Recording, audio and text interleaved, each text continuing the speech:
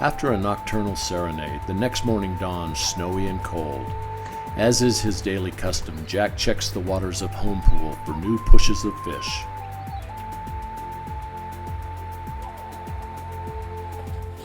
Up in the muskox cabin, our crew readies for the day, amid the clutter of fishing and filming gear.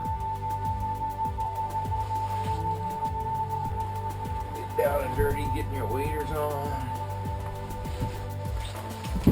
The rustic nature of a fish camp high above the Arctic Circle is endured differently by everyone. It's really nice. This is a Shangri-La hut, but sure beats a tent. Horrible place. Was that? It's a good place. Just a horrible place. You feel better. You feel good leaving it. Yes.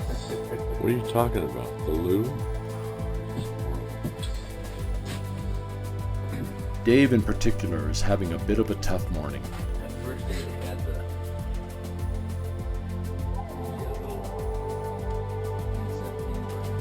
Oh, they did. I missed that.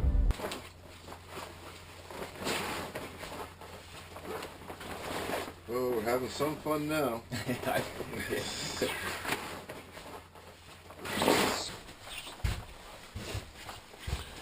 trying to figure out some way that you're going to catch a fish? Yeah, I'm hoping. I haven't figured it out yet. Well, once. Caught one. While Sir is over there sleeping, you notice that I am rigging him up. I'll tell you, these guys.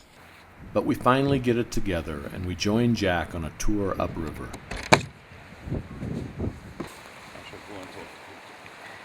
We first run into angler Peter Harrison, who gives us a primer on his local flies. What are they? Like you tie them just for these guys? Yeah, I tie them. Shrimp? Yeah, shrimp. Yeah. If you look into the stomachs of these, they're full of purple shrimps. Oh, really? Yeah, so I do purple ones as well, and these work well, but on dark days. Right. I guess dark fly, dark day. Yeah. Should the shrimp get up the river though? Well, I don't know. I just think it's memory. Yeah. You know, it's just memory. They're just straight from the ocean. Yeah. You know, they were there yesterday. They're on their way up. And so anything shrimpy, this is my favorite fly, this one. This catches more fish than anything. EP1, English Pete 1. But that was developed here. Yep. All you can do is tie and hope. Yeah. But there's nothing like catching a fish on your own fly. I mean, that's what it's all about. While Steve and Dave hike overland to the top of the river, Jack continues along the shore, giving instruction and encouragement to each angler he meets. No hookups? I have something that probably could work. It's not very nice, but it's... as long as it catches fish, it's good for me. Look at that one, Thomas. It's called the yellow peril, and I fished that fly here since the year 2000, and it works. Remember, cast and move and cast and move. German angler and tackle dealer Thomas Durkoff quickly proves Jack's fly still works with a feisty little char. While further below, Canadian physician Dr. Al Unger lands a terrific fish. Oh yeah, that's a good one. That's a good one.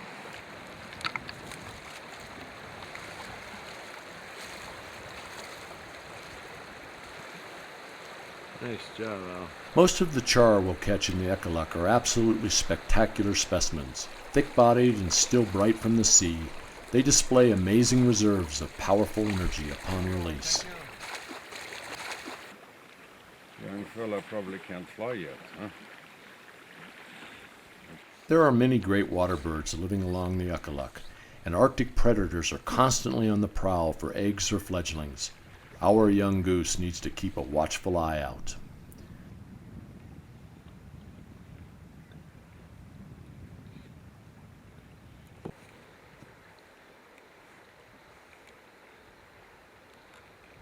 Arctic foxes are very common and have been trapped here for the estimated 30 centuries the Inuits have been known to exist in this area. So at one time, Joe, this here has been a tent ring. Like I told you before, this river was always extremely important for their fishing, and they fished in August into September, lived in sealskin tents, and the rocks, of course, was to hold down the flaps, the outside of the tent. You'll see that all over the neighborhood. There is more up there, food caches. This is actually a pretty good one.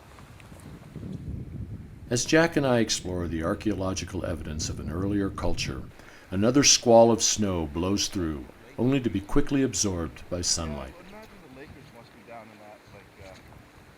We meet Steve and Dave walking back downriver. Their efforts up at the headwaters have proved fruitless, and they're now headed to the holy water in between.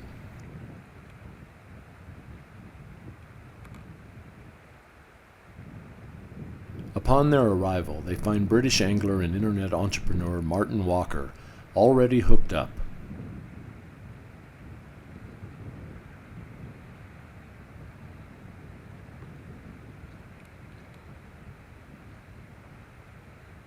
This is Martin's second week in a row on the Ekaluk, and his enthusiasm with landing fish is still highly charged,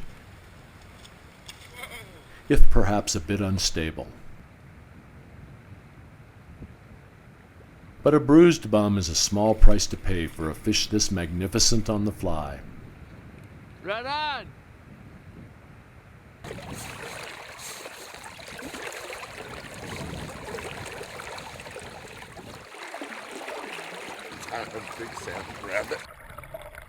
After seeing Martin's char, Dave is quickly in the water and goes to work as only an Atlantic salmon fishing guide can, pounding out big spey cast and finessing his fly through every fishy spot.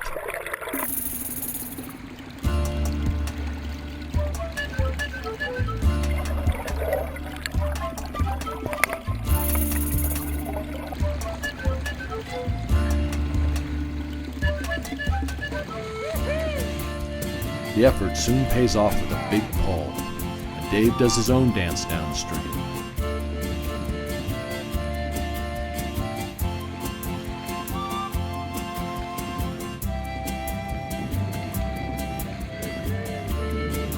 Dave is well known on the salmon fishing scene in Quebec, where he is also the Eastern Canadian rep for Hardy Rods and Reels, and he runs a company producing salmon and steelhead flies. This lad knows his anatomous fish, and he simply can't get over the knuckle-busting power of these Ekaluk River char.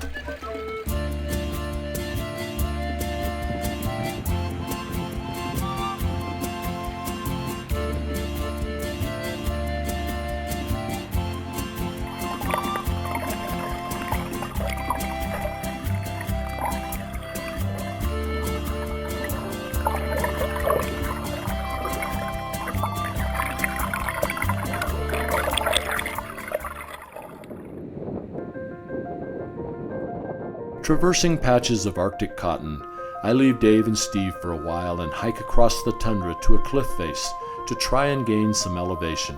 I am rewarded by fantastic wildlife along the way, like these sandhill cranes and a spectacular tundra swan. But nothing can prepare me for the two magnificent muskox I find at the base of the cliff.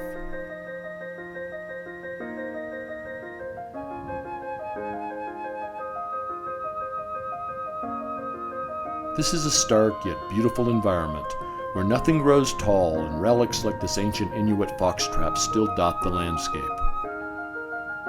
I reach the top of the cliff and a great view of Ferguson Lake, but the true nature of my hike soon reveals itself in a very noisy fashion. A fledgling peregrine falcon is quite upset at my arrival. I climb above it for a better look, and suddenly out of the sky comes Mama. And she is one unhappy falcon.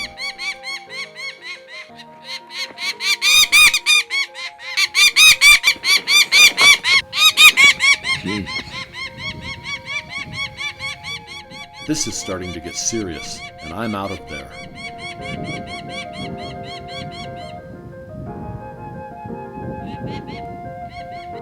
With all this Arctic wildness, I'm suddenly starting to crave my own human counterparts. I find one of them attached to something very large in the river just above camp. Dave Bishop, who simply never stops giving it 110%, has just hooked into a lake trout well over 40 inches in length. The size of this lake here. Woo! Nice. Oh man. Nice.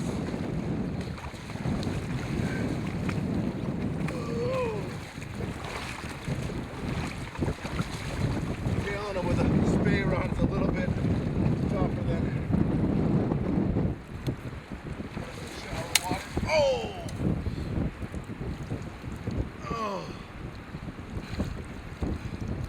Oh my God, just snapped my rod on this huge fish, but I think it had more to do with hitting these big weighted flies on rods will weaken them. It was worth it to hook up this guy. Look at that. Those beautiful, beautiful big fins on these colors. Look at the size of this tail when you splay it out. That's well over 12 inches. Look at that. Just beautiful. A green sheen on it. It's amazing to think in this tundra, this very, very cold, harsh environment, it's very unforgiving that you can have two majestic species like an Arctic char and this great lake trout living in these frigid, frigid waters. They've been here for thousands and thousands of years, supporting the Innu for the years that they've been here. It's just amazing. It's a real privilege to be here, to see this country and to fish these waters. Didn't have a whole lot of time to fish myself, but got a chance to catch one of these absolute spectacular sea run Arctic char. Nice, beautiful fish. I'm gonna let him go.